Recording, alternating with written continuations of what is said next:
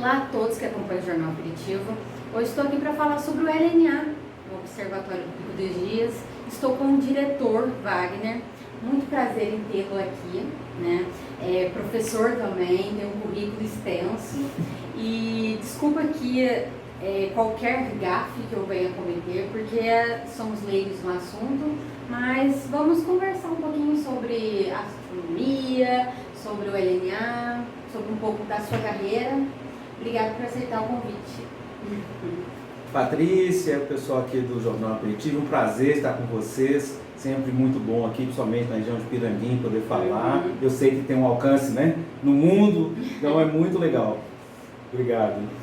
O senhor é professor, como a gente falou um pouquinho antes aqui, né, no bate-papo fora da câmera. Você poderia falar para o pessoal o currículo do senhor? Sim, bom, eu sou professor de Física, sou professor titular da UFMG, que é a Universidade Federal de Minas Gerais. E há muito tempo que eu venho aqui na região, né, de Itajubá, Brasópolis, Piranguinho, basicamente há uns 30 anos, quando eu comecei a minha formação em astrofísica. Não, eu sou de Belo Horizonte mesmo, mas vinha para cá todo ano, pelo menos umas 2 ou 3 vezes por ano, para poder fazer as observações lá aqui no Laboratório Nacional de Astrofísica, mas em particular no Observatório do Pico dos Dias. Então, aí a minha formação, eu terminei meu doutorado, veio professor da UFMG, estou lá, né, há muito tempo. Quando foi em 2020, eu fui cedido para ser diretor aqui do LNA. Tá? Aí tem um processo de seleção, uma lista tríplice, então você apresenta o seu programa de gestão, tá? E nesse sentido eu fui selecionado. Meu doutorado, né, eu fiz ele na UFMG, mas também na Dinamarca, a gente chama de doutorado sanduíche. Né? Eu passo um período lá, passei 1 ano e meio na Dinamarca, uns 4 anos. Também fiz estágio nesse período, né? Ia para o Chile para observar, né? No Observatório Europeu, que então, assim, é um dos maiores do mundo, né? Isso. Então fazia coisa aqui no LNA, fazia coisa lá no Chile. Então essa minha vida aí de trabalho, agora estou aqui, né? Mais como cidadão do sul de Minas, né? Já virou aqui do sul, né? Mas como que o senhor chegou na física em si, né? Na astronomia? Ó, eu vou dizer o seguinte, eu nasci em 1969, no ano que o homem foi para a Lua. Então você pode esperar que, naturalmente, assim, eu gostar de astrofísica, né? No meu bolo de 1 ano de aniversário, já tinha um foguetinho. Então, assim, eu sempre gostei, né? Minha geração também, a geração gostava muito de Star Trek, Star Wars, essa coisa toda. Também gosto muito. Então, assim, já tinha essa coisa. E eu descobri que eu tinha que estudar física para ser astrofísico. Tá? Então, para essa coisa toda. E era uma coisa que sempre me fascinou, entender o universo, o que acontece, as estrelas, os planetas, entender o que está acontecendo. Então, eu acabei indo para a física, né? Fiz o vestibular para a física na época, isso em 1987, entrei na universidade, e daí, desde então, estou nesse ramo aí, nessa brincadeira aí. E foi uma caminhada árdua. Porque é o seguinte... não é fácil. Para você entrar na universidade, né, hoje em dia, principalmente, a maior parte delas, somente as maiores, né, e melhores universidades, você só entra quando tem doutorado. E às vezes como já um tempo depois do doutorado, né? Porque a gente, quando você termina o doutorado, o maior grau possível que você pode obter é o doutorado. Quando você termina o doutorado, às vezes você não tem um emprego na sua universidade. E você vai para outros lugares levar o conhecimento que você tem. A gente chama isso, né, de pós-doutorado. Pós-doutorado não é nenhuma formação. Na verdade, é você levando a sua formação para os outros, porque você sabe muito daquilo que você faz. E aí eu tive a sorte de terminar meu doutorado em março, fiz o concurso em abril, tomei posse em agosto. Olha. Né? Passei em primeiro lugar, foi por 1/10 de diferença. Não é fácil no primeiro lugar. E assim, é difícil, né? A concorrência, eu tive essa sorte, claro. Com muita competência, óbvio, a gente sabe disso, mas assim, os concorrentes também eram, né, pessoas de alto nível e eu consegui ficar na frente. Daí, desde então, eu estou na FMG. Mas eu já estava, pra você ter uma ideia, meu primeiro filho estava já na barriga, eu já estava com a minha vida indo para São Paulo para trabalhar, né, na USP, um período, e aí eu consegui passar na FMG. Daí eu acabei ficando. Para mim foi uma coisa muito bom, né, porque daí eu precisei mudar. Mineiro, você sabe, né, ele gosta de Minas, né, e numa universidade que é muito boa. A nossa terrinha não tem como, né? E aquele negócio, não pode abrir mão do pão de queijo, né? Não. E agora aqui, assim, para ser bem sincero, eu tô amando, né, porque eu adoro pé de moleque, Piranguinho, né? Adoro passar, já passa a vez que eu passo aqui, já paro o carro ali, então você vê que tem as pessoas que a gente vem visitar, é parada obrigatória, pinadinho, as pessoas ficam loucas, querem comer o pé de moleque. E assim, o último pessoal que teve aqui de São Paulo falou assim, nós não imaginamos que o pé de moleque é um negócio tão especial e tão diferente, porque eles comem um negócio que não é essa coisa gostosa, maravilhosa, que é feita aqui. Então eles acham que o pé de moleque é outra coisa, que não tem nada a ver. Porque no norte é mais durinho, mais durinho, crocante, diferente. Nossa, assim, essa é uma coisa que eles assim, ficam malucos. Os estrangeiros, né, o pessoal que vem, eles querem levar um monte de pacote. Tem problema que é na alfândega, aquele monte de comida. Leva os 10 pacotes. Deve ser é complicado passar com aquela comida lá, mas assim, é uma coisa que é muito viva, né? E é gostoso, querendo ou não, Minas aqui é acolhedor. Né? É acolhedor. Mas voltando ao cargo do senhor, o senhor faz o que exatamente no LNA? Bom, eu sou o diretor do LNA. Então, o Laboratório Nacional de Astrofísica, ele é uma unidade de pesquisa do Ministério da Ciência, Tecnologia e Inovação. Ou seja, nós somos um governo, administração direta, tá? Então, só não estamos em Brasília porque nós precisamos estar aqui nessa região para gerenciar o observatório. Então, o Observatório do Pico dos Dias é uma das estruturas que nós temos, que é gerenciada por nós. Tem uma equipe, tá, que gerencia essa estrutura, então temos um pessoal da logística, um pessoal que coloca toda a instrumentação funcionando. Assim, sobe e desce todo dia uma quantidade grande de pessoas, umas 40 pessoas, tá, para fazer isso funcionar.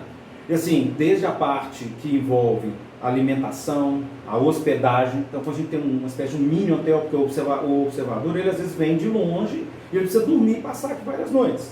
Então ele tem que ter um espaço com alimentação durante a noite. A gente começa a trabalhar às 4 da tarde para observar, preparando tudo. Sim. Vai até no outro dia às 6, 7 da manhã. Então se não tiver coisa para comer, não tiver gente, não tiver segurança, a gente não consegue fazer.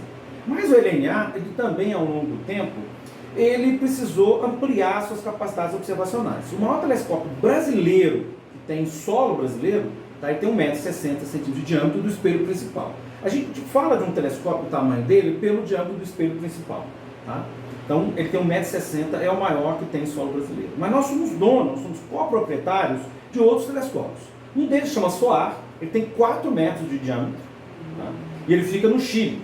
Tá? É no deserto de Atacama, que é um deserto de pedra, relativamente alto, a temperatura e as condições climáticas são muito estáveis. Do lado dele tem um outro telescópio, que é chamado Gemini. Esse já é maior, ele tem 8 metros. Tá? E o Gemini é interessante que ele tem um outro, que é igualzinho a ele. Por isso Gemini. Gemini, que fica no Havaí, na montanha de Mauna Kea, 4.000 e tantos metros de altitude.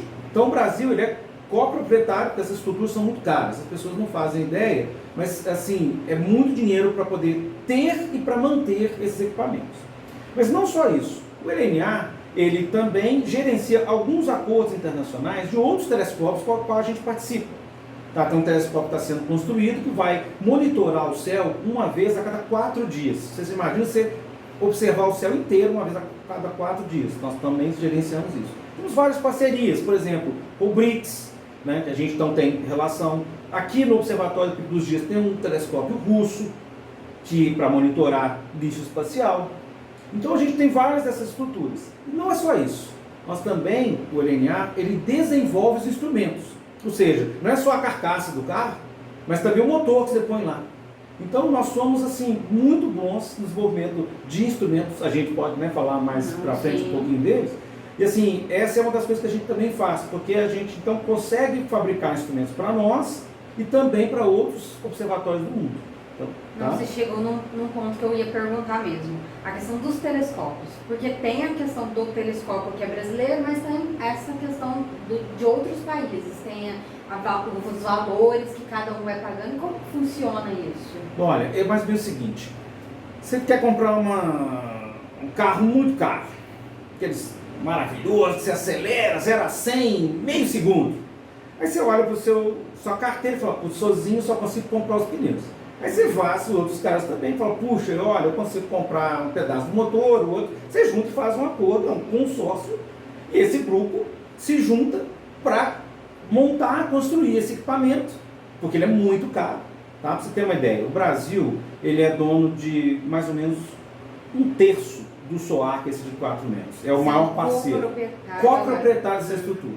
Só para manter o telescópio, eu pago por ano, preciso por ano desembolsar em torno de US$ 1,5 milhão. Não, é.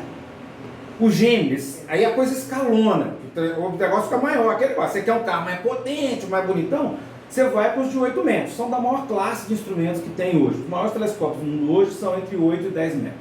Tá? Tá em construção os maiores, que vão ser de 25, tá, até 40 metros. Estão sendo feitos. A gente está participando, depois eu comento mais. Mas só esse instrumento de 4 metros, super importante, um dos melhores da classe dele, tá, que a gente tem no mundo. E aí, só para manter a equipe que fica na montanha, no Chile, mais a estrutura, que envolve tudo, energia elétrica e tal. Só esse telescópio dessa ordem. Para manter o Gemini, tá, por ano, para manutenção, nós pagamos coisa da ordem de $2,5 a 3 milhões. E sabe quanto nós temos? Nós estamos dando só de 7% desse telescópio. Então dá para você fazer a continha, né? Faz a regrinha de 3, você vai entender quanto que custa o bicho. Você fazer um instrumento, tá, Patrícia? Tem instrumento que custa $50 milhões. Aí o seu ouvinte, né, seu telespectador, fala assim, para que gasta esse dinheiro todo? Para que você gasta dinheiro com astronomia? Você já está dando dinheiro para o pessoal comer. E aí as pessoas esquecem o seguinte, que se a gente quer comer no dia seguinte, a gente precisa fazer tecnologia. Se a gente estivesse plantando comida na mão, igual a gente plantava um tempão atrás, hoje em dia não tinha comida para todo mundo. Não tem recurso suficiente. Não há. Então, a gente faz esse coisa porque vem desenvolvimento tecnológico. O LNA tem várias patentes que nasceram da construção dos instrumentos, tá? Tudo que a gente faz, que a gente é meio líder mundial nas coisas que a gente faz. As pessoas não sabem, mas a gente exporta alta tecnologia, saindo daqui da região. Como que o LNA é visto fora do Brasil, mas depois a gente... Eu completo isso na sequência. Então, a gente, ao desenvolver esses instrumentos, sai tecnologia. Tem coisas assim que o cara nem imagina e que assim, aconteceu recentemente aqui no LNA. Todo mundo sabe que começou a desabar a barragem, precisa falar do que foi, morreu gente, aquela confusão inteira. Toda hora desaba uma barragem, né? Às vezes desaba lá no interior, onde só tem bicho e planta, mas bicho e planta não grita, né? Não fala, não reclama, a gente às vezes nem está sabendo. E aí o que acontece? O pessoal aqui, que é de uma startup, a Survey Tecnologias, que é uma empresa que nasceu aqui na Unifei, que é uma parceiraça do LNA, um monte de desenvolvimentos, tá? Estava com dificuldade para fazer equipamento para monitorar a barragem. E eles estavam monitorando a barragem com feixe de laser, para quando ela mover, um pouquinho antes dela começar a mover, você só saber bem antes. Então você evita, consegue tirar as pessoas, não é tocar a sirene na hora que o bicho já está desabando. É muito antes você já saber que tem riscos de rachadura e fratura nesse tipo de estrutura. E aí isso beneficia direto o ser humano. E daqui, da nossa região. Fala o seguinte, você está aqui, todo mundo está usando a internet. Todo mundo vai e faz tomografia. Você sabe de onde surgiu tomografia? Alguma ideia? Pois é, tomografia nasceu do estudo do Sol. A gente quer estudar o Sol. E essa técnica é uma técnica usada para estudar o Sol. Daí a gente olhou e falou assim, opa, eu posso ajudar os seres humanos usando isso. Quase ninguém hoje vive sem fazer uma tomografia para um monte de coisa. Rede sem fio. Mesma coisa, você queria transmitir, as estruturas estão longe, distantes, você queria fazer uma comunicação rápida sem fio. Aí o que você faz? Desenvolve a rede sem fio. Alguém hoje consegue viver sem fio? Ou você vive plugado, né, com o seu cabinho lá na pontinha? Então é mais ou menos isso. Então parece que é uma quantidade absurda de dinheiro, você fala, nossa, mas é porque o resultado disso traz, primeiro, que é você estudar e conhecer o seu universo. Onde você está, de onde você veio, onde você está indo, como é que são a estrutura, o que é a Terra, como é que são os planetas, como é que o Sol funciona. Tá? E aí você tem também um lado que é o lado da tecnologia. Que tudo que a gente faz é desenvolvimento tecnológico. E essa troca é aquilo que faz para a população comum todo, né, todo mundo é beneficiado desse avanço tecnológico. A gente é como se fosse um batedor no meio de uma guerra. Você tem que o cara olhar na frente e falar assim, olha, os caras estão dando tiro de canhão, filho, mas é 3 quilômetros, estão matando todo mundo. De duas, você nunca chega mais perto que 3 quilômetros, você faz um canhão que atira com 3,100, porque senão você vai morrer. É simples assim. Nós somos esse cara, é o cara que está na frente, olhando, descobrindo e tentando achar o caminho. Então, para você faz um investimento nesse sentido, para que você consiga caminhar. Com certeza, com certeza. E o Brasil, como que é visto Ó, no Brasil é o seguinte, os astrônomos brasileiros são responsáveis por uma fração grande das publicações científicas que são feitas, tá, no mundo. Eu gosto de dizer o seguinte, nós só publicamos em revistas que nós chamamos Qualis A1, são as revistas mais importantes do mundo. A gente não tem, tá, trabalho publicado em revista científica que a gente chamaria de segunda classe, as que às vezes o artigo não é aquele muito bom. Isso é uma coisa super interessante. Nossos artigos são todos publicados nesse tipo de revista, de melhor qualificação. Então os trabalhos são feitos. Nós temos diversos cientistas. Pra você ter uma ideia, uma das pessoas que, um exemplo simples, aqui de Itajubá, né, um menino aqui do Brasil, né, o Éder Mattioli é um dos pesquisadores aqui do LNA. Ele trabalha com exoplanetas, ou seja, descobre planetas que estão fora do sistema solar. É até chato, porque você conversa, oi Éder, quantos planetas que tem hoje? Ah, 2.655. Aí amanhã, ele vai, não, mas já descobri mais um. E aí até, eu nem pergunto mais, porque é o cara feríssimo, aprendeu, formado aqui na base, aqui no APD, tá? Ele começou sua formação no INPE, virou um dos pesquisadores do LNA, e é uma das unidades do mundo. E como, não sei se é uma pergunta muito esdrúxula, não sei, mas a pessoa que acha o planeta, como que é qualificado para ela isso? Como Olha, por exemplo, você quando tem a lista lá, né? Quem descobriu? Tem uma publicação, e a sua publicação está lá, Éder Mattioli e colaboradores. Então é um grupo grande com que ele participa, tá? Que utiliza, por exemplo, um telescópio que é o CFHT, uma colaboração entre o Canadá, França e Havaí, do qual o Brasil, de tempo em tempo, ele também utiliza o telescópio. Tá? A gente paga para poder utilizar um período, como se fosse, né, fica parecendo um aluguel, mas é uma colaboração científica, porque a gente desenvolveu instrumentos para eles. Então, pelo fato de a gente ter feito o instrumento para eles, ou junto com eles, nos dá direito a usar o telescópio durante um tempo. E assim a gente consegue, sem precisar pagar, usando a minha expertise, eu desenvolvo o instrumento e os astrônomos brasileiros ganham tempo. E assim a gente tem várias pessoas, né, com qualidade. Pra você ter uma ideia, ó, tem pessoal mais antigo, a estrela que gira mais rápido em torno dela mesma no universo foi descoberta por um grupo que é liderado por um astrônomo da LNA. A estrela dá uma volta em torno de si cada 30 segundos. Nós descobrimos um asteroide, tá, que ele fica num ponto onde a força de atração gravitacional entre a Terra, o Sol, os planetas, ela é meio zero. Assim.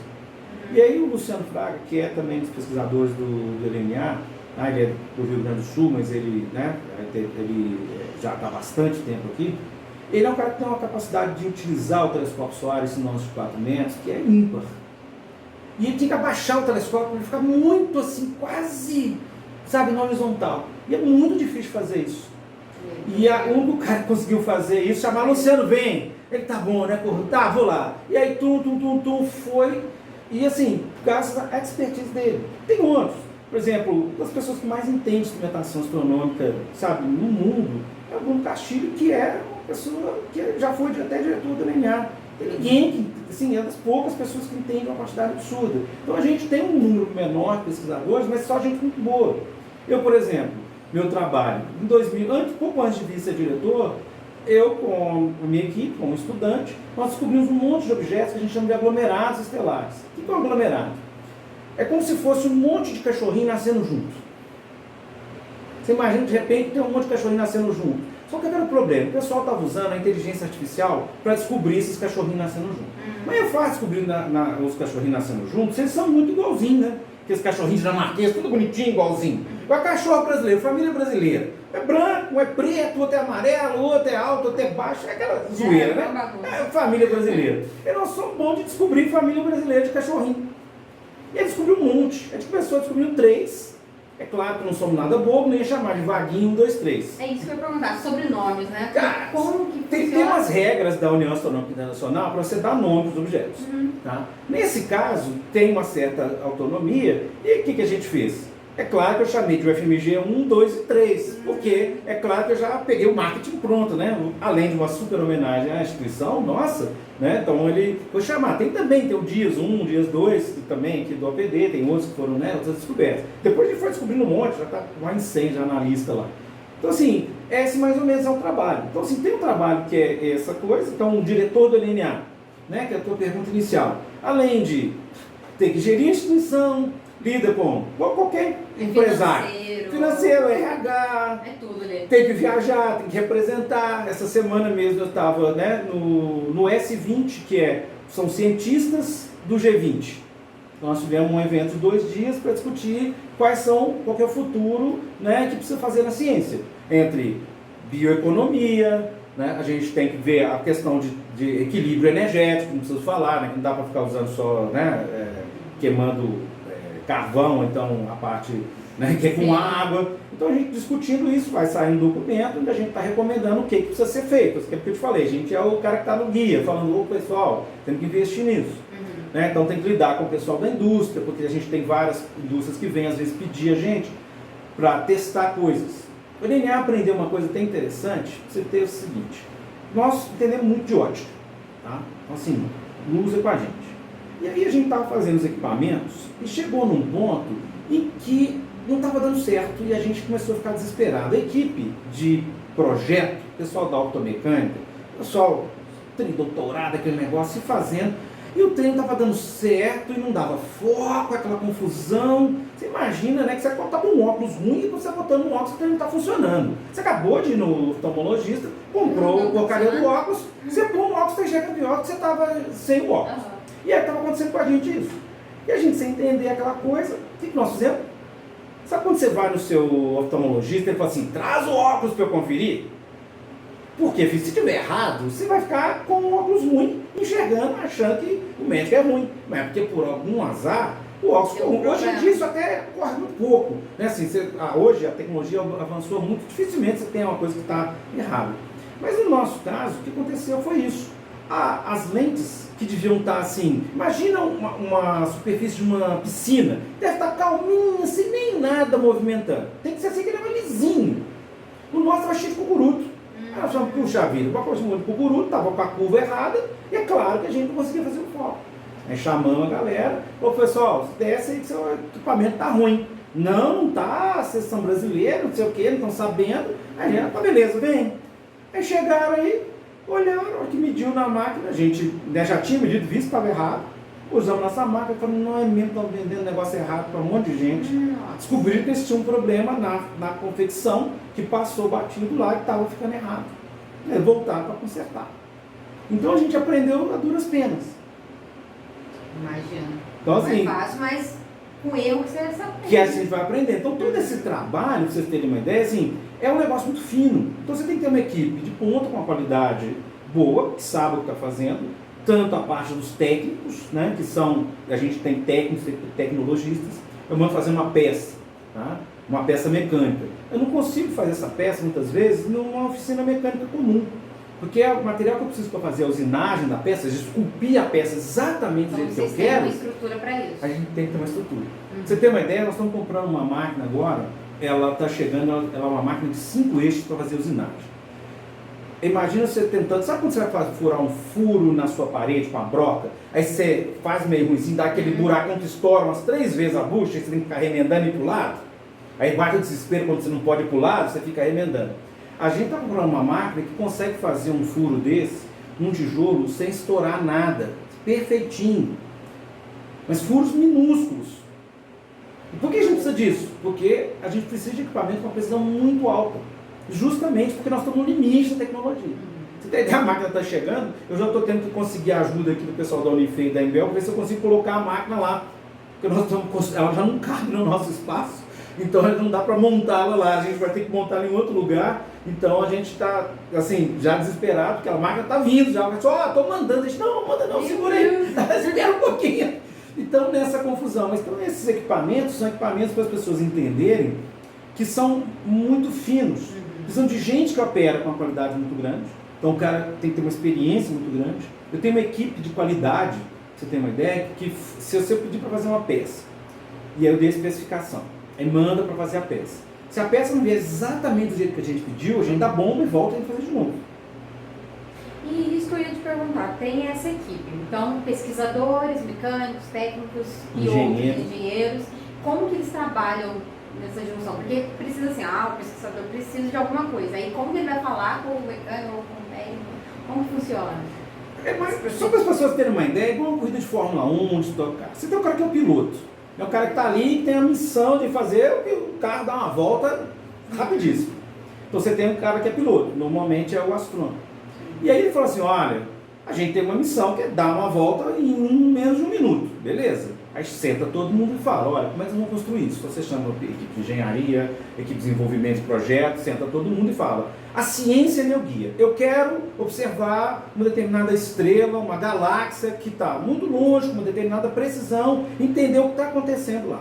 Aí outra pessoa fala, olha, eu também preciso isso, mas não para uma galáxia, para uma outra estrela. E a ciência é o nosso guia. O que eu preciso fazer cientificamente? Aí quando eu tenho a ciência, o problema científico a resolver, eu vou pensar em qual que é o equipamento que eu vou desenvolver para que eu possa responder cientificamente aquilo que eu estou fazendo. E a equipe junta todo mundo, junta astrônomo, junta engenheiro, junta físico, junta todo mundo, pessoal da mecânica, da elétrica, da eletrônica, todo mundo senta ali para olhar aquilo, inclusive o pessoal da gestão. Por quê? Eu tenho que importar um equipamento, eu tenho que comprar uma determinada máquina que é brasileira, eu tenho que instalar um computador, então eu tenho que... Quem que eu vou contratar? Eu posso contratar essa pessoa? Eu preciso de uma pessoa com especialidade. Eu posso contratar? Eu vou ter que fazer um concurso público. Como é que é esse jogo? Então a equipe inteira senta, pensa o que a gente vai fazer para resolver o problema, então essa é a nossa missão, e aí começa a fazer. Você tem uma ideia, né, o pessoal ter uma noção? Nós acabamos de construir um equipamento, é uma câmera, ela tem 4 sensores. É basicamente, cada sensor desse, cada um olha mais ou menos numa cor. Como se estivesse vendo um azul, vermelho, laranja e roxo. Tá? Essas 4 cores, elas nos permitem entender e compreender as coisas de uma maneira muito melhor. Porque a luz branca, todo mundo já viu a luz branca, você abre, ela vira o arco-íris. E assim eu consigo ver quais são as diferenças de cor e tom que estão ali, são energias diferentes, eu consigo compreender os fenômenos com a precisão e com a clareza maior. Nós fizemos um equipamento desse, tá? A gente chama Spark 4, até porque ele tem essas 4 câmeras. Foi todo feito aqui no Brasil. Ele foi sonhado e pensado em 2010. Sentou os astrônomos do Brasil inteiro e falou assim, ó, precisamos de equipamento que faça isso, para responder essas questões científicas. Aí ficamos lá uma semana, degladiando a gente até achar, falou, tá bom, vamos fazer. Damos conta, damos. E começamos a fazer em 2010 esse equipamento. Uma parceria entre o INPE, que é o Instituto Nacional de Pesquisas Espaciais, tá? O LNA e algumas universidades que tem aí no Brasil. Nem dá para citar todos, vamos ficar meia hora recitando só o nome de universidade. E aí nós começamos a fazer esse instrumento. Começamos a pensar, desenhou o projeto, fez o pedaço, volta, faz o conceito, aí testa, vê se deu certo, não vai, aí tem que ficar igual o Fórmula 1 rodando para ver se vai funcionar, aí testou, aí voltou, construiu, voltou lá, acabou em novembro de 2022, foi que nós conseguimos colocar ele no telescópio e ele de verdade olhou pela primeira vez para o céu, o instrumento foi apontado para o céu e coletou a primeira luz de um aglomerado de estrelas, que a gente chama de primeira luz. Você vê, ó, de 2010 a 2022. Tirando 2 anos aí de pandemia, 2 anos e meio de pandemia. Muita coisa. Olha, todos esses projetos são em escala de década. 10, 15 anos. Nós estamos agora trabalhando nos instrumentos que vão estar prontos em 2030, 2032. E já estamos começando a quebradeira de pau para o instrumento que precisa ser feito para 2040. Então, assim, é aquela história, a gente está sempre olhando na frente do futuro. Eu tenho que começar agora, porque demora muito tempo. E quanto mais passa o tempo, mais refinado, mais elaborado, né? Aquela história. Você lembra, se você olhar aquelas corridas de Fórmula 1, né? O cara, a diferença de 1 milésimo de segundo. A gente quer sair de 1 milésimo de segundo e ir para 1/10 de milésimo de segundo. Então, a gente... Por que isso é importante? Porque a ciência, para responder, ela vai ficando cada vez... Ela precisa de um equipamento um pouco mais elaborado. É igual a pessoa quando vai, você faz tomografia, faz ressonância, faz raio-x, o médico tem um olhar incrível.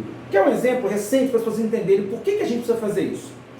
Minha filha precisava tirar um dente ciso, e o dente estava muito próximo do nervo. Com o raio-x, parecia que o dente e o nervo estavam em cima, ela não poderia tirar porque o risco de machucar era muito grande. O que a gente fez? A gente fez uma tomografia, que fez uma ressonância, e olhou e viu que quando você olha de frente está assim, mas quando você olha de lá está separado e muito longe. Então a dentista pode vir aqui e rapidamente sacar o dente. É esse detalhe que as pessoas precisam entender que a gente está fazendo lá na astronomia. É o desenvolvimento da tecnologia para... Aí quando você fala, poxa, começou a estudar o Sol, tomografia, não sei o quê, e aí você fala, não, que maravilha, hoje o cara não corre risco de machucar a boca e ficar sem poder falar, porque se você machucar o nervo, daí você não consegue falar mais. por causa de um raio de dente ciso. Exatamente. Entendeu a diferença? Então esse é o nosso papel. É o papel de liderança, é o papel de ajudar e volta para todo mundo. Às vezes não volta imediatamente. Tem coisas que a gente faz que às vezes, legal, mas não tem um impacto grande. Mas tem coisas que vai eventualmente dar um impacto grande. Com certeza. E em falar no trabalho que vocês vêm fazendo, como funcionam as visitas, o telescópio, vocês veem no dia nublado, não veem no dia nublado? Tem todas essas perguntas que o pessoal faz. Né? Como que está sendo as visitas?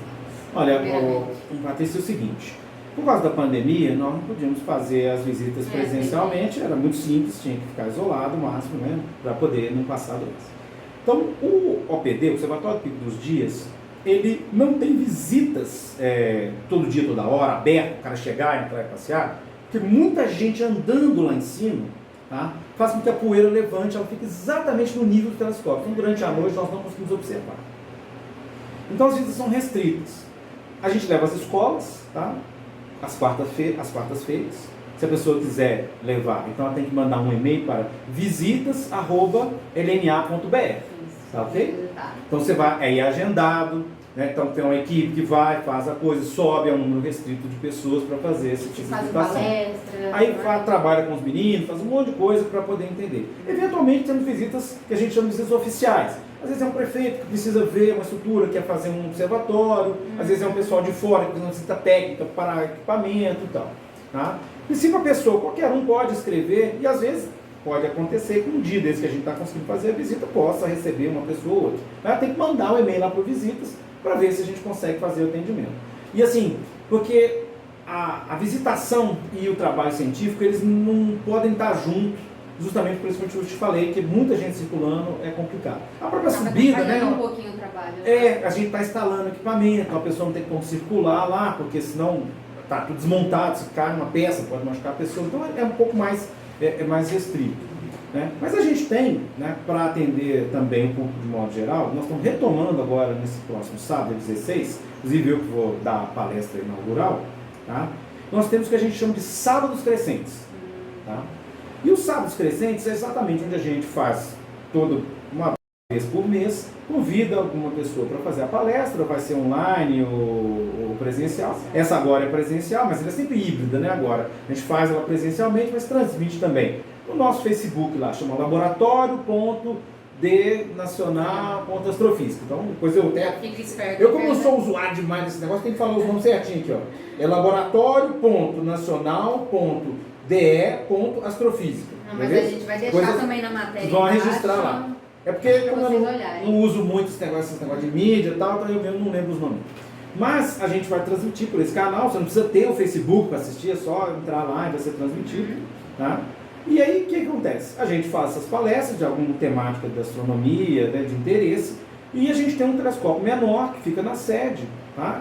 Que a gente usa para mostrar o céu. Depende de se a qualidade, né, vai estar chovendo, ou se o tempo vai estar bom. A gente monta os telescópios, as pessoas podem olhar, em geral tem. Né? Às vezes a gente vai olhar um planeta, um objeto mais do céu mais profundo, um aglomerado, alguma coisa assim. Mas, né, as estrelas que a gente chama são duplas, né, são duas, uma pertinho da outra. Então, a gente vai né, mostra o céu, fala, né, e pode, responde perguntas e faz esse trabalho com o pessoal. E qual é o melhor horário?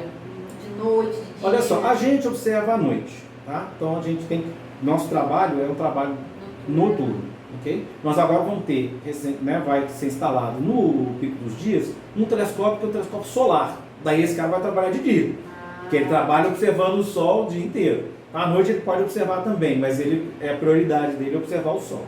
Tá? No próximo sábado, né, então assim, 7h30 a gente vai começar. Qual que é a nossa dificuldade? Quem quiser ir, tem que mandar um e-mail lá para o sabadoscrescentes@lna.br para fazer a sua pré-inscrição. Porque o nosso auditório só cabe 80 pessoas. No futuro vai ter um auditório para 250. Sim.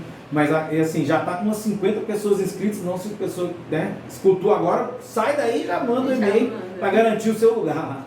Né? Então assim, a gente, até o pessoal falou, olha, avisa lá, porque senão para 200 pessoas aqui não tem nem onde sentar o pessoal, vai ter que vai ter que escutar a palestra do lado de fora. Mas, então assim, esse é um trabalho de divulgação. Nós temos também outros trabalhos de divulgação que são feitos, né? Às vezes a gente vai nas escolas, então tem um projeto que você vai de forma itinerante nas escolas, leva telescópio, faz algumas coisas. A gente também tem os eventos nacionais, onde a gente monta e mostra, né, como é que são os telescópios, como é que são os equipamentos que nós desenvolvemos. Tá? Que mostra essa geração também, a importância da física no geral. Isso, de modo geral, a gente não tem esse movimento de fazer eventos. Né? E a gente também às vezes tem feiras que são para o pessoal da parte técnica. Tá? Agora, em junho vai ter um evento, né, chama Itajubá, né, Hard Tech. E aí, qual que é o barato desse negócio? A Inovai, que é a estrutura de inovação, né, que é da cidade, mas é ligada à Unifei, junto com a LNA, junto com outras empresas, nós vamos fazer esse evento, tá? Onde nós vamos mostrar o que tem de empresas, o que a LNA faz para atrair o público para a geração de emprego e renda. A gente é muito bom na parte mais de hardware, né, a parte que envolve produção de equipamentos, mas tem gente também na parte de software, então esse vai ser um evento grande, vai ser lá no parque da cidade de Itajubá, né, onde a gente está, é o que a gente chama de parque científico tecnológico. Então vai essa estrutura, depois até seria interessante, né, você convidar, né, o Maurício, que é o presidente líder da Inovai, seria interessante você convidá-lo e as pessoas já vão sabendo. Vai ser muito legal, a gente espera, né, o LNA espera mostrar, por exemplo, o funcionamento dos telescópios, a gente vai ter mostrar como que a gente opera sentado de casa. Eu posso operar hoje, tá, os telescópios que estão no observatório, com o meu celular. Eu pego meu celular aqui e começo eu opero e faço. É claro que é mais chato trabalhar no celular, mas eu não preciso vir aqui, eu faço as operações de modo remoto. A gente não precisa estar o tempo todo no Chile ou no Havaí para operar os telescópios, a gente faz a observação no modo remoto. Então tem várias dessas coisas que a gente quer mostrar, né, nesse evento, né, e que vai ser interessante, principalmente o pessoal que para mim está perto, vale a pena ir, vão gostar demais. Geral, mas a gente vai divulgar também, porque é importante todo mundo saber, né, e conhecer o meu trabalho que está sendo feito.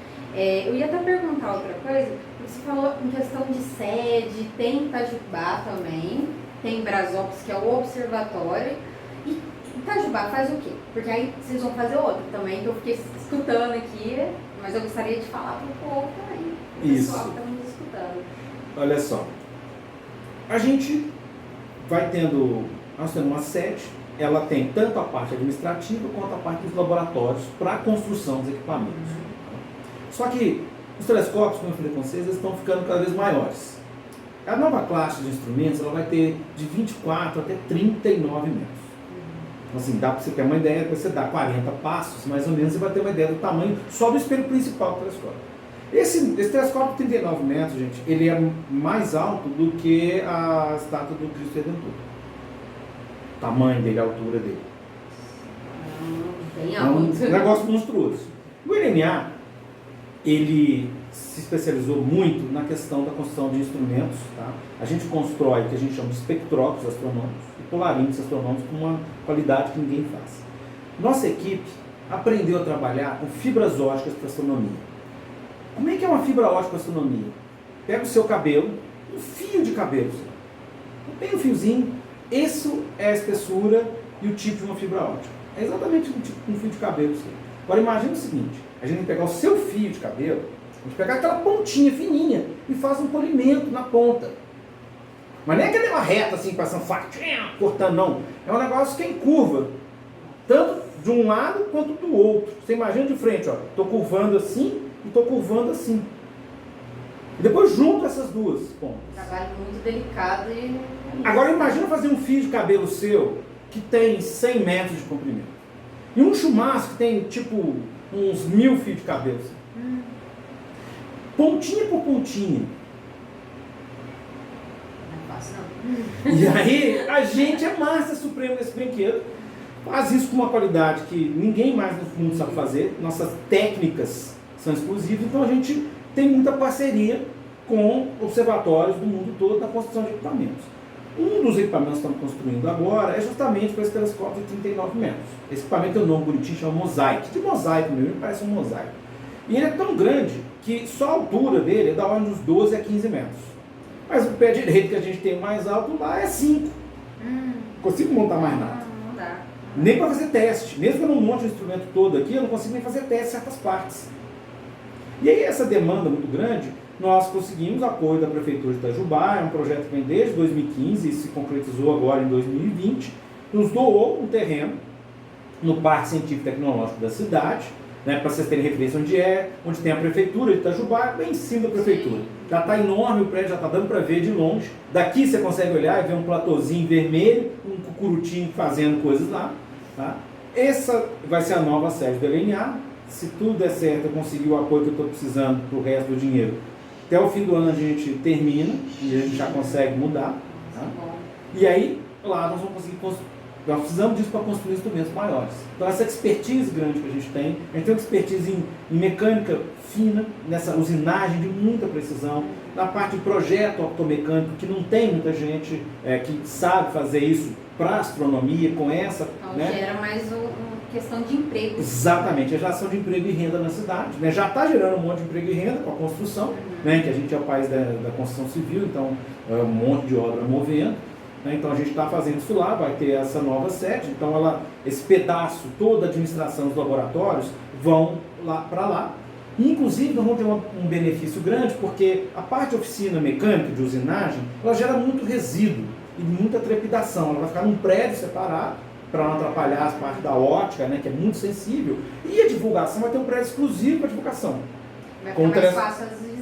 Aí que eu te falei, um auditório maior para 250 pessoas, um telescópiozinho melhor também para a gente fazer, aí vai poder atender escolas com mais frequência, sem precisar subir no observatório, mas fazendo o mesmo trabalho. É uma parceria que a gente vai fazer. Inclusive, nosso objetivo final é trazer pessoas do Brasil inteiro, estudantes principalmente da pós-graduação, para passar um período com a gente meio que internado, a gente chama de embarcado aqui, porque a pessoa na universidade às vezes não tem esses equipamentos para poder treinar, para aprender, não consegue, não tem a formação.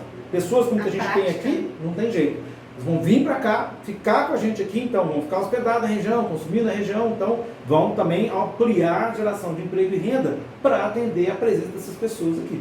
Né? Então assim, vai ampliar o número de pessoas indo e vindo, porque a gente vai mudar o jeito de fazer as observações. Porque a gente pode fazer remoto, mas a gente quer o cara aqui para aprender como que a gente faz. É como se você fazendo um estágio numa equipe dessa de Fórmula 1. É pouca gente, mas o cara precisa lá. Porque onde você vai aprender para não ser naquele ambiente?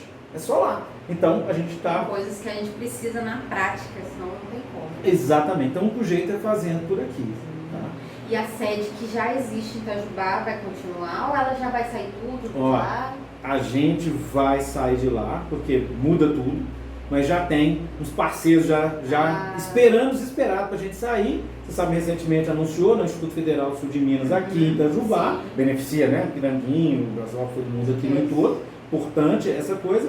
E a gente está vendo se eles conseguem se instalar lá na nossa estrutura, porque aí eles precisam fazer poucas modificações, porque lá é bom para ter uma coisa de aula, é útil, né, para todo mundo. Está ainda em negociação, a gente está torcendo para que isso vingue, não depende um pouco, né, do que eles precisam, mas assim, a chance é muito grande de se ocupar. E sempre foi esse desejo, desde o início, quando pensamos na nova sede, é que esse nosso local, que é um pedaço, né, governo federal, que é patrimônio da União, então que ele fosse utilizado para fazer uma escola.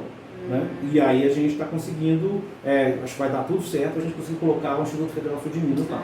Ótimo. Então vamos torcer para isso dar certo. Benefício para a região muito grande, inclusive cursos que a gente espera fazer, que são cursos de interesse até do próprio LNA, na parte de ótica, a gente tem condição de contribuir um pouquinho, né? O próprio LNA é um lugar para a pessoa fazer o estágio nessa formação, então a gente daqui ser um centro, né, onde faz bastante formação com essa questão de ótica, de mecânica fina, principalmente. Então assim, o jovem, né, já faz uma formação técnica, porque é muito importante, quando a gente tem profissão, né, uma clareza da sua profissão, ela facilita para você conseguir ter emprego e renda. E às vezes é difícil, a pessoa ela gosta de uma coisa, mas não tem uma formação próxima dela. Então a ideia é conseguir ampliar esse leque de formações. Né? Você vê, a gente tem um benefício na região muito grande. Nós temos uma Universidade Federal, nós temos uma unidade de pesquisa do MCTI, nós temos uma estrutura do Ministério da Defesa, que é a fábrica de armas, nós temos o observatório,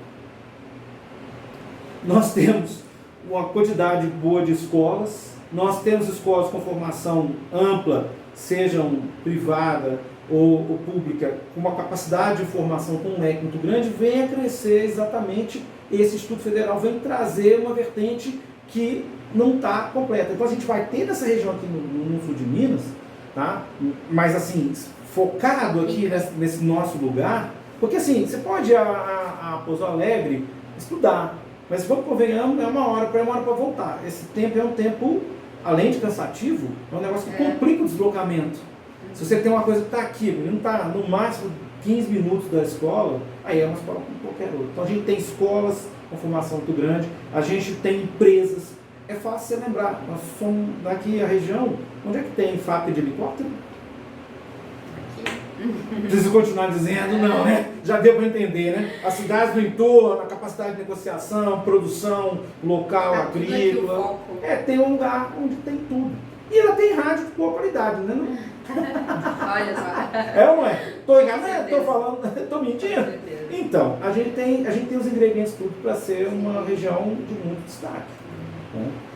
Mas para encerrar, assim, para não pegar muito seu tempo também, porque, querendo ou não, é um assunto muito amplo para a gente conversar de muitos aspectos, tanto curiosidades astronômicas e curiosidades também da região. Mas você falou sobre parcerias, né? Prefeitura e tudo mais. Como a prefeitura está lidando com a questão da poluição luminosa, que a gente comentou antes, que é um assunto assim um pouquinho delicado. É um pouco delicado. A gente tem que ser muito claro. O que é a poluição luminosa? É o excesso de luz que afeta a vida da gente. Para a astronomia é crítico. Por que é crítico? Se você tem muita luz no fundo, você não consegue ver as coisas que são muito fraquinhas. Nós justamente estamos precisando olhar o que é fraquinho. Porque se eu quero ir mais longe, eu quero entender melhor, eu tenho que olhar o que é muito fraquinho. Então se você puser muita luz, eu não consigo ver nada.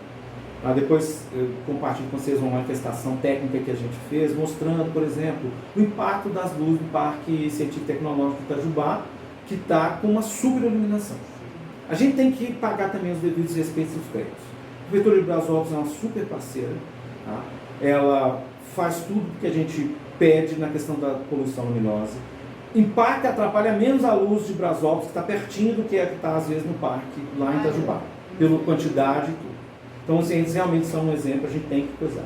Piranguinho também ajuda a gente bastante, apesar de que algumas regiões aqui, somente a rua Avenida Central, está com uma iluminação muito alta. Nós já conversamos com a prefeitura, eles já entenderam o problema, eles são parceiros, tá? E já falaram, não, a gente vai começar a tentar fazer um movimento para mitigar e diminuir trocar as lâmpadas e colocar lâmpadas que são as lâmpadas que vocês estão recomendando. Por quê? Porque se a gente matar um dos tesouros que nós temos aqui na região, que é o observatório,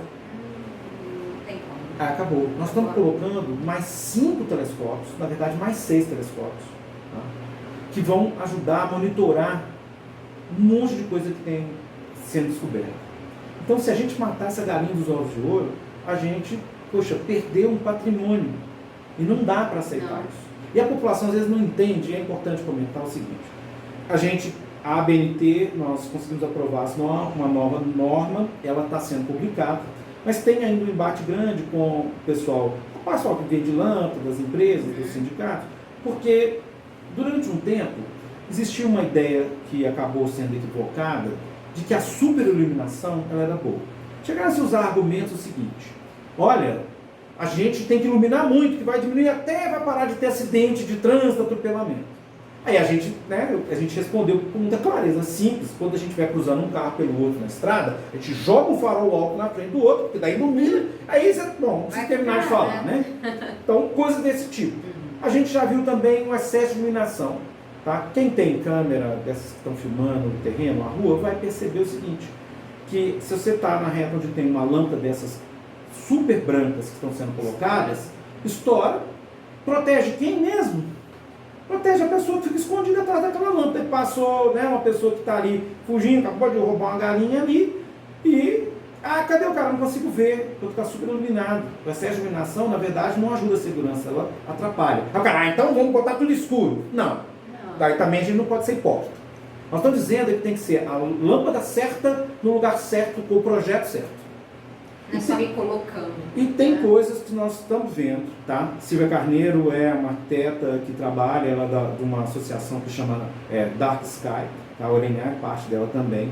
A gente tem um trabalho incansável com essa questão da poluição luminosa.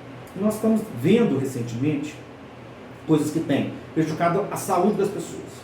Quem mora e tem um quarto do lado de uma lâmpada de poste, ou em frente ou para trás, começa a perceber que não consegue dormir, a menos que ele coloque um blackout.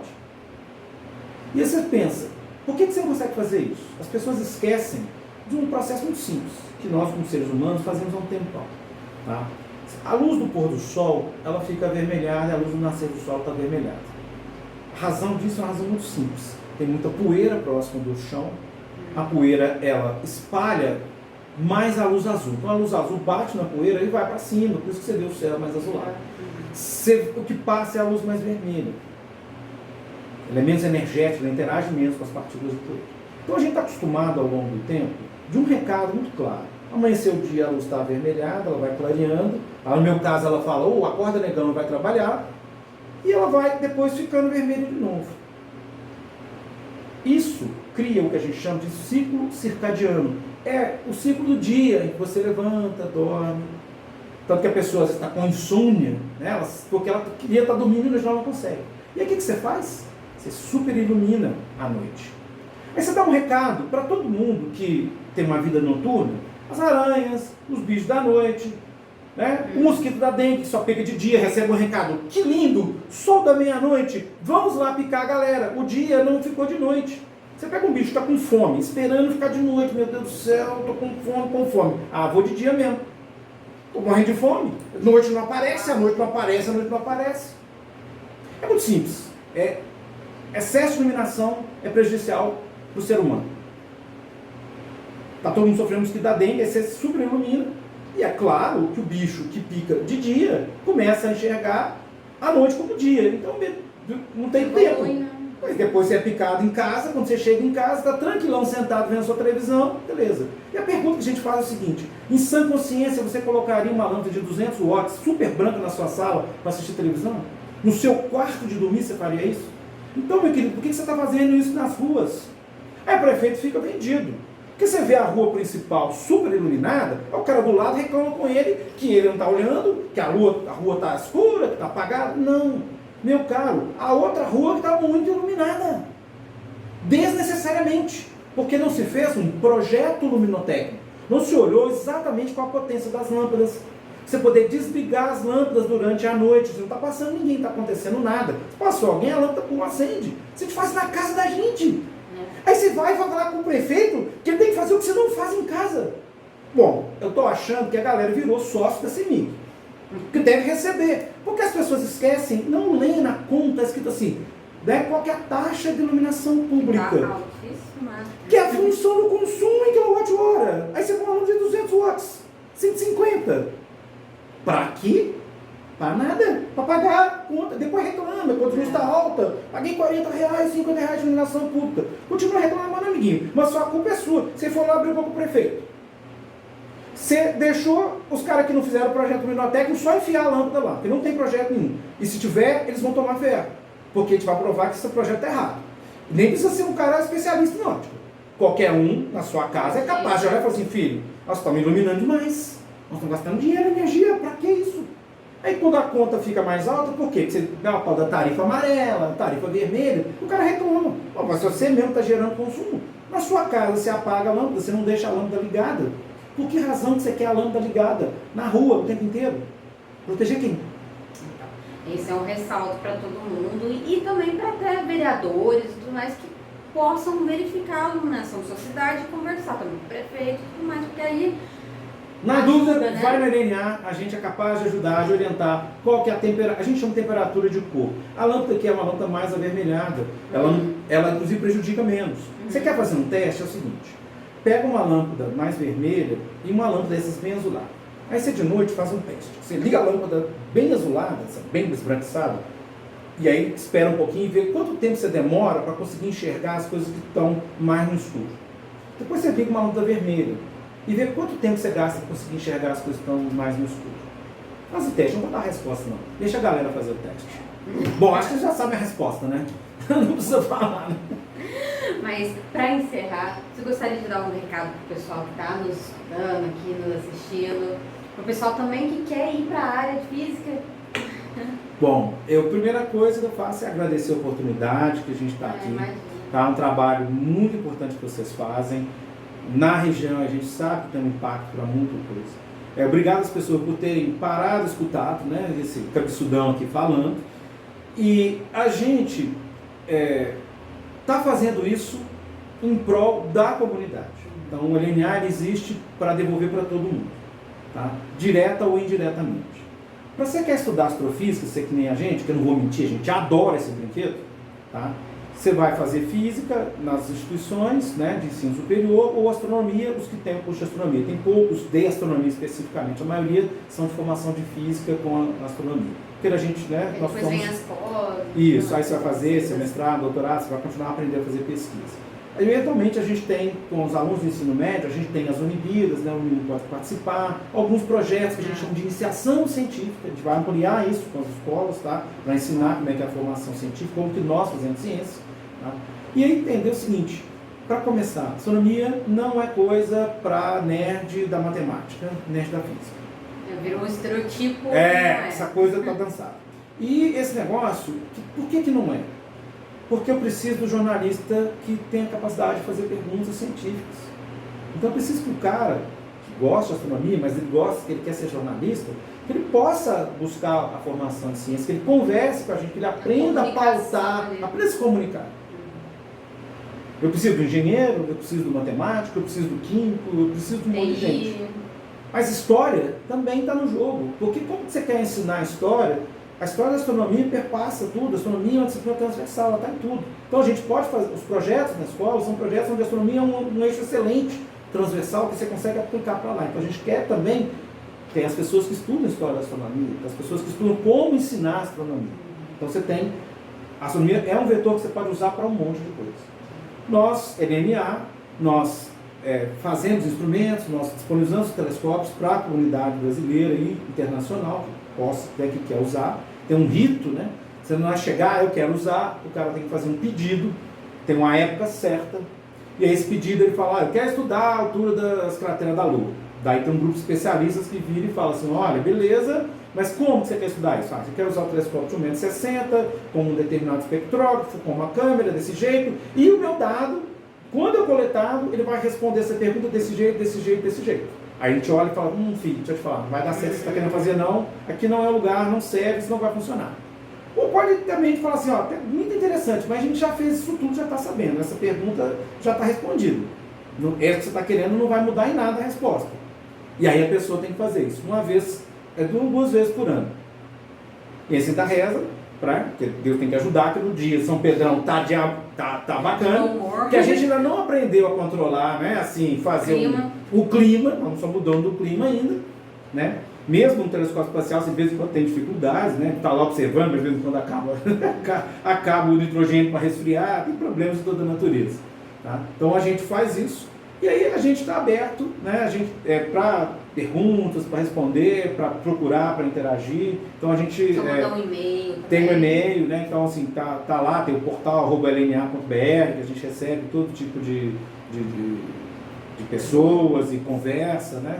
Então assim, a gente está disposto, está aberto, tá? Para poder atuar, e as escolas, né, já são parceiras também saber. Então esse mesmo é o nosso pacote. E a nossa vida é essa, né? É fornecer infraestrutura observacional para a astronomia brasileira. O nosso caso é mais no óptico infravermelho, tá? Radioastronomia é mais com o INPE. Tá? Mas olha, parabéns pelo trabalho que vocês vêm desempenhando, porque não é fácil. E está convidado para vir mais vezes para a gente falar. A gente nem falou também da história, né, da LNA, por que montou lá, mas ó, tá convidado para a próxima. Tá joia? Muito obrigada a todos que escutaram. Obrigado.